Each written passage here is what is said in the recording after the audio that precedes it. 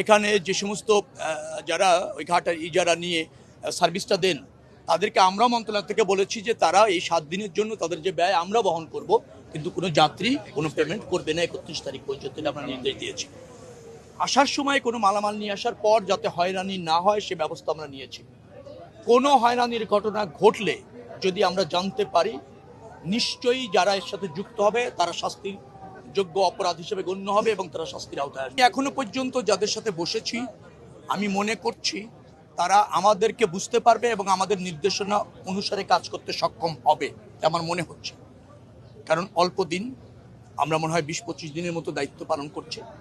আমি এখনো পর্যন্ত কাজ করবে না, স্বেচ্ছায় একটা অবস্ট্যাকেল ক্রিয়েট করবে, কাজ করতে জানে না, পারবে না, এরকম আমার কাছে এখনো পর্যন্ত মনে হয়নি। যদি তাদের বিরুদ্ধে কোনো অভিযোগ আসে, অভিযোগ হলে অবশ্যই তদন্ত করে দেখে যদি যুক্ত হলে শাস্তিমূলক ব্যবস্থা নেওয়া হবে।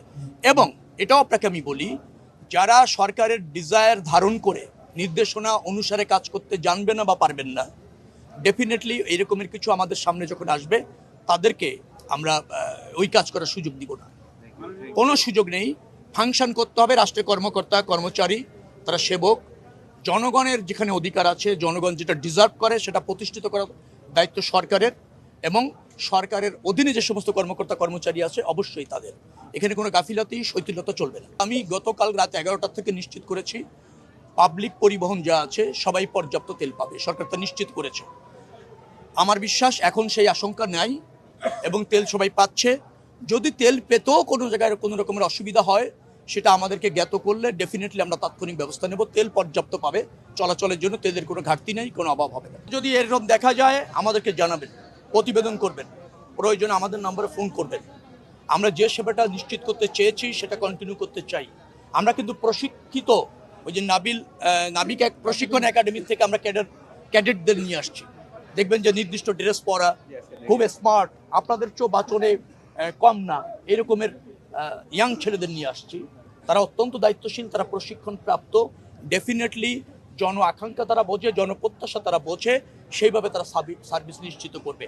স্বল্প পরিসরে আছে 100-র মতো ধরেন আমরা দিতে পেরেছি হচ্ছে ট্রল, আর 40-50টার মতো আমরা দিতে পেরেছি হলো হুইল চেয়ার, আরও বাড়বে। তো পর্যায়ক্রমে সবাই পাবে। আমি তো দেখলাম বেশ বৃদ্ধ, অসুস্থ, একেবারে চলতেই পারে না, তাকে হয়তো কোলে করে আনা লাগতো, তার কোনো স্বজন নিয়ে আসতো, তাকে আমরা হুইল চেয়ারে কিন্তু পৌঁছে দিতে সক্ষম হলাম। আমার বক্তব্যটা হচ্ছে শুরু করেছি, মানুষকে এই সেবা নিশ্চিত করতে চাই। আপনারা বিভিন্ন সাংবাদিক, আপনারা ন্যায্য সমালোচনা করুন, ভুল ত্রুটি শুধরে দেওয়ার জন্য আমাদেরকে জ্ঞাত করুন। আমরা সবাই মিলে একটা স্বস্তির যাত্রা, স্বস্তির ঘাট ব্যবস্থাপনা নিশ্চিত করতে চাই। আপনারা এ ব্যাপারে মনোযোগী থাকুন, আমাদেরকে শুধরে দিন, জ্ঞাত করুন, নিশ্চয়ই ব্যবস্থা হবে, ধাপে ধাপে হবে। পশ্চিমা সভ্যতাও একদিনে হয়নি। এই যে উন্নত মানের যে যাত্রা আমরা বিদেশে গেলে পাই সেটাও একদিনে হয়নি।